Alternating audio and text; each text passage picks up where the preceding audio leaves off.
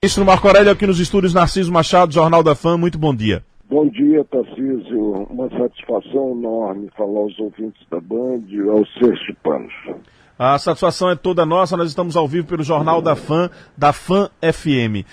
Ministro, como é... Fã? Isso, Fã FM. Ministro, como é que o senhor está acompanhando esse desdobramento desses fatos que foram veiculados aí pelo site The Intercept, que trazem a publicação de mensagens entre o atual ministro Sérgio Moro e os procuradores do Ministério Público Federal?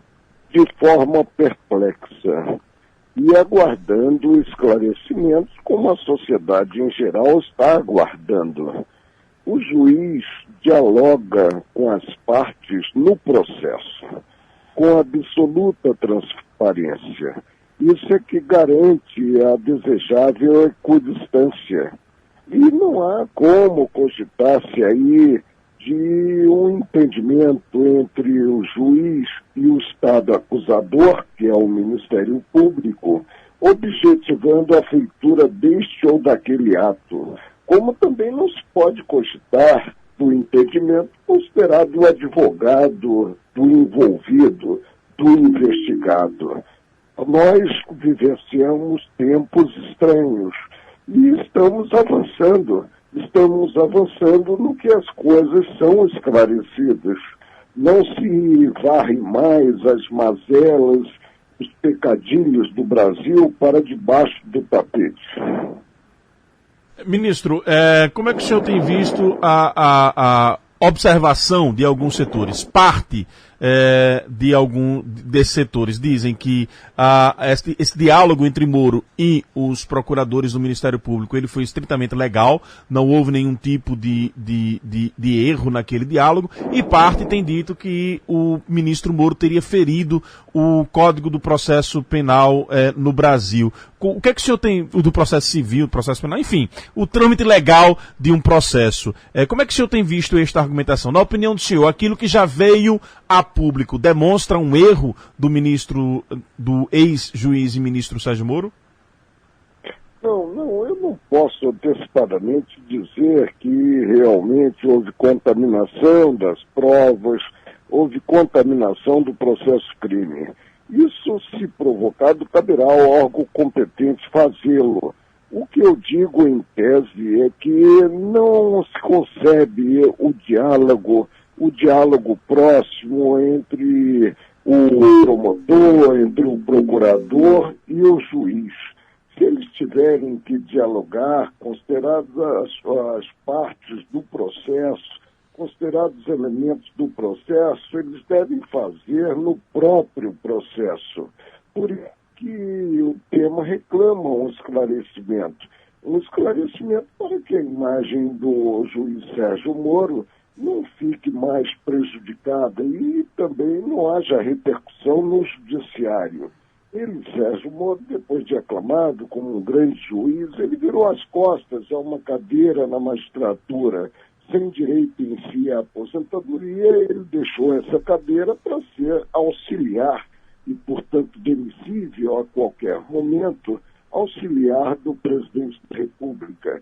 Isso foi muito bom para o presidente Bolsonaro, que passou a ter um grande quadro no Ministério, não tenho a menor dúvida, mas foi péssimo em termos de rigidez, em termos de robustecimento, em termos de acatamento do judiciário.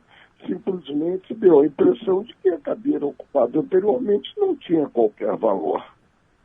Na sua opinião, este ato do ministro em ter aceito o convite do presidente Jair Bolsonaro põe dúvida na atuação dele na condenação do ex-presidente Luiz Inácio Lula da Silva?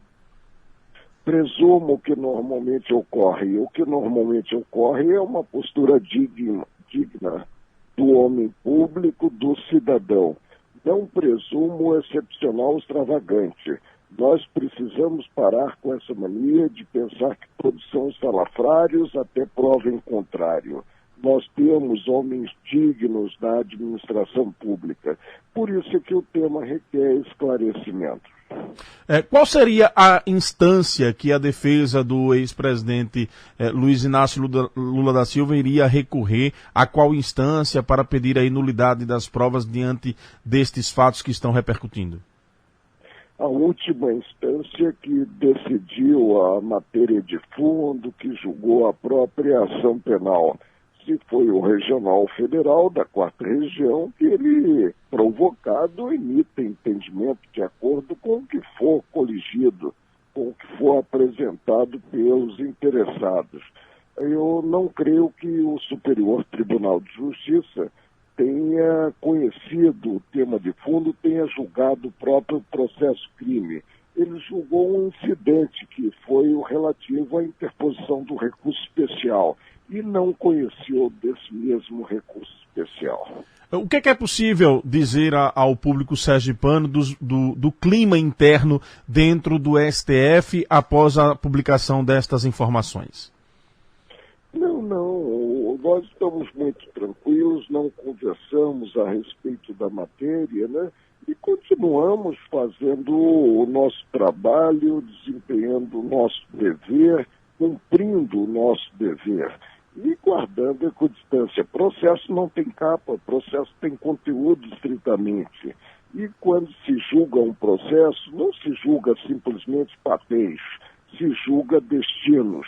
Esse tem que ser o enfoque daquele que ocupa o cargo, esse relevante cargo de juiz, como nós ocupamos. Estamos entrevistando aqui no Jornal da Fã o ministro Marco Aurélio Melo, do Supremo Tribunal Federal. Ministro, com relação à imagem do judiciário, o senhor acha que atos como esse afetam a imagem e a credibilidade do judiciário perante a sociedade brasileira?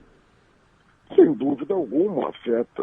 Evidentemente, atos que discrepem da ordem jurídica, eles são ruins para o judiciário. E ante os olhos da população, dos contribuintes, os olhos dos jurisdicionados, fica o judiciário fragilizado. Com relação, meu caro ministro Marco Aurélio Melo, com relação ainda dentro desse processo da imagem do judiciário, qual a sua posição enquanto magistrado, Com relação aqui, houve uma falha no telefone, eu não escutei. Muito bem, eu vou refazer a pergunta. Com relação a este quesito ainda, imagem do judiciário, qual é a sua opinião com relação à questão de mudança nos códigos brasileiros? Por exemplo, há uma sensação na sociedade de que os que cometem crimes são presos e soltos logo em seguida. Que tipos de reforma o senhor acha que são necessárias no Brasil hoje? A sociedade precisa perceber que paga-se um preço e é módico por se viver em um Estado democrático de direito. É o respeito irrestrito à ordem jurídica. A ordem natural do processo-crime é apurar para selar da culpa, quando já não mais cabe recurso contra a decisão condenatória, né, executar-se a pena. A inversão do processo-crime ela deve ocorrer no campo da excepcionalidade, mediante a prisão preventiva. Não se pode prender simplesmente para depois apurar-se. Todo cidadão goza da presunção de não ser considerado culpado até que, evidentemente, se tenha o término do processo. Isso é que precisa ser observado pela sociedade. Mas no Brasil não, passou-se a dar uma esperança impossível de frutificar a sociedade, prendendo-se de imediato uma satisfação indevida à sociedade.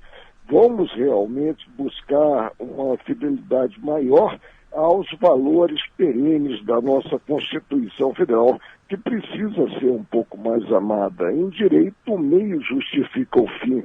Não um fim ao meio. Nós não podemos tocar a apuração de crimes de cambulhada, prendendo nessas penitenciárias que o ex-ministro da Justiça, Eduardo Cardoso, apontou como masmorras para depois apurar-se.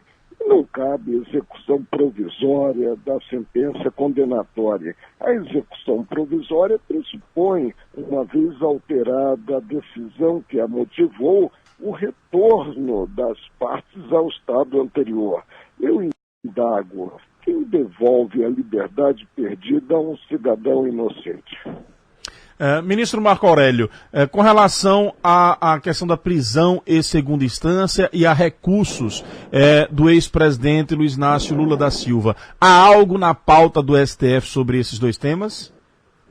Eu soube que o presidente do Conselho Federal da Ordem dos Advogados do Brasil, que tinha pedido o adiamento dos processos objetivos, as ações declaratórias de constitucionalidade 43, 44 e 54, sob a minha relatoria, as duas primeiras que eu liberei para julgamento em dezembro de 2017, voltou ao presidente Dias Toffoli pedindo que ele coloque em pauta. Eu digo que tarda o desfecho final desse tema, tarda o desfecho final dessa ladainha. Eu vou pedir licença que eu tenho que sair aqui da residência, que é uma sucursal do Supremo, para a nossa sessão matutina, que se realizará agora às 9 horas. Ok, ministro. Muito obrigado pela sua participação aqui no Jornal da Fã. Nós que agradecemos a sua atenção de sempre com a imprensa sergipana. A satisfação toda minha de falar aos ouvintes aí de Sergipe e esclarecer esses pontos. Confiemos no Brasil, apostemos no sucesso do governo atual e deixemos, pelo menos para os nossos filhos e netos, um Brasil melhor. Que cada qual faça a sua parte com pureza d'alma. Ministro, só para encerrar, qual a sua opinião com relação à declaração do ex-ministro Carlos Brito com relação ao processo democrático no Brasil? O senhor acha que a nossa democracia está afetada com todo esse quadro que nós encontramos? Não, nós estamos construindo pouco a pouco a nossa democracia e a robustecendo.